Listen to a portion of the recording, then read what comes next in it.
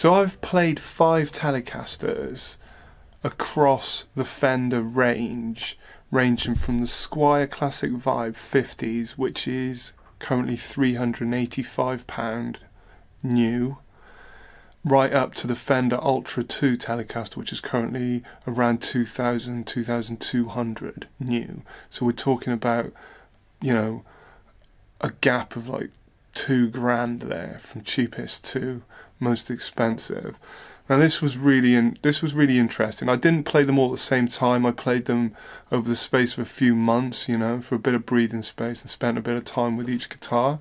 So I've independently reviewed most of these guitars, and I'll leave links in the description if you want to check those reviews out. This is just more of a summing up video where I thought I'd just conclude, you know, what I thought after playing them all, and what are the differences, what would I do, what surprised me really more than anything, and you know, what was disappointing too. So there's a little song short of each guitar now. I've dropped timestamps if you want to skip to anyone in particular, and then I'll do a bit of talking at the end. Hope you enjoy. Cheers guys.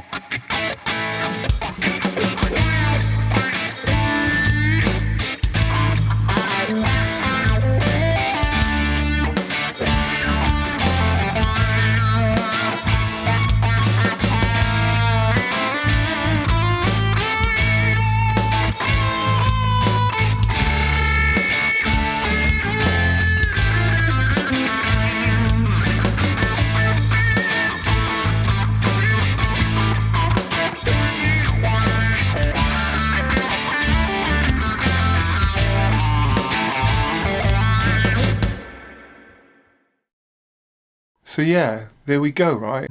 You probably noticed a few specs coming up as I went through the video, so those are just like the main things, some similarities, some differences there. And yeah, it's interesting, right? Starting off, the Squier Classic Vibe, it has most in common with the Vintera. Obviously it's going for a vintage vibe, 50s in this case, but it's more aesthetically accurate than it is in terms of feel, because it has a more modern radius and neck feel, so 9.5-inch radius and a modern C neck profile. Whereas with the Vintera, you've got the 60s neck shape and the vintage radius of 7.25-inch.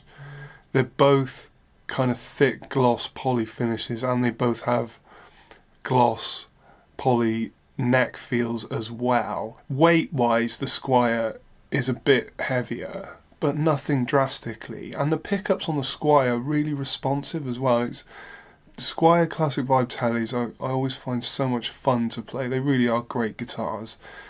So if you're not bothered about a vintage radius and you're just going for a kind of vintage look, then the Squier is definitely worth considering, because it's nearly £600 cheaper than the Vintera, and you know, that's a lot of money you could put towards an amp, pedals, whatever, you know, whatever else you need. Now the Player 2 and the Standard have more in common, but also some similarity. So the Standard is kind of going for one size fits all, I guess, trying to tick off every box, because you've got a 9.5-inch radius, a satin feel neck on this, then you've got a wider nut of 42.8, which is much more modern. You've got a modern C profile. You've still got vintage aesthetics on this, and it's kind of a satin finish, not a thick poly finish on the body here. Now this guitar surprised me. It was really heavy, like £9 is crazy. That's way too heavy, especially when I'd be considering that these are probably marketed at beginners and people who are maybe looking to upgrade to their first full Fender from a cheaper Squier. Maybe an Affinity or something like that. So the weight's pretty unacceptable there, and that did annoy me. But other than that, this was really, really fun to play.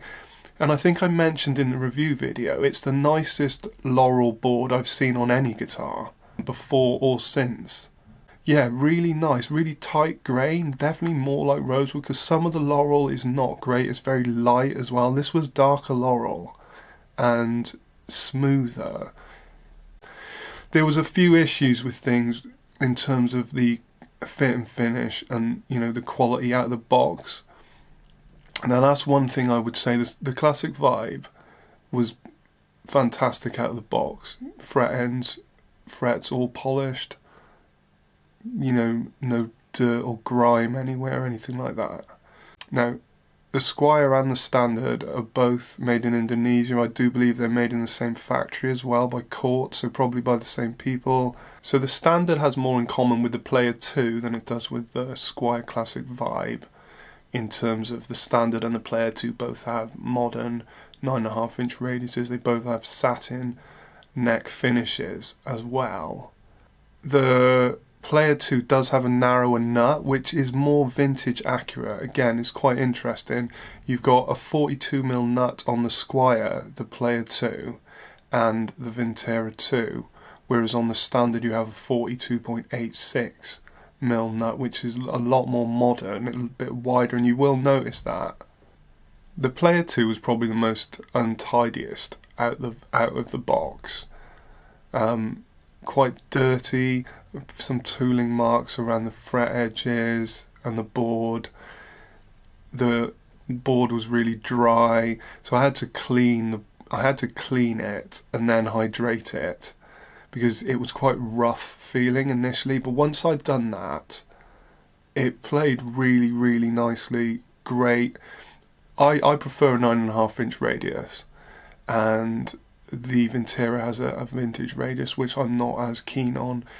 Now with the narrower nut and the modern radius, that's what I love. So the Player 2, once I'd tweaked a few things and tied it up oiled the board and everything. It played fantastic. It was a really good weight as well, 7.4 pounds, so really nicely balanced.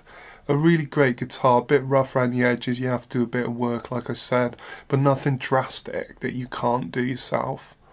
I don't see a reason for me personally to be buying the Vintera over the Player 2, unless you really want a more vintage accurate vibe and that's what you're after, and that's fair enough. You know, that's what the Vintera line is marketed as, and it's aimed at those people who want more vintage accurate instruments, who don't want to pay sort of American or custom shop prices. The Vintera 2's quality is great, undeniable really. Again, a similar weight to the Player 2, and just felt a kind of step up in terms of the fit and finish of it.